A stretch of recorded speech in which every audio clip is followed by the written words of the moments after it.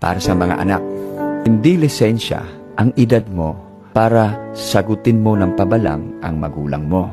Hindi yung trabaho mo o ang pera mo ang magbibigay sa iyo ng karapatan para hindi mo na irespeto ang magulang mo.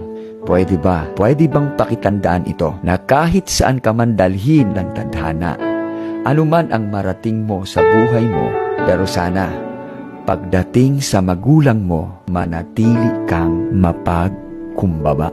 Dahil sa totoo lang, lahat ng bagay dito sa mundo ay utang mo sa magulang mo. Kaya, respect your parent. Sabi nga sa Ephesians 6 verse 1-2, kayong mga anak, sundin ninyo ang inyong mga magulang sang-ayon sa Panginoon, sapagkat ito ang nararapat.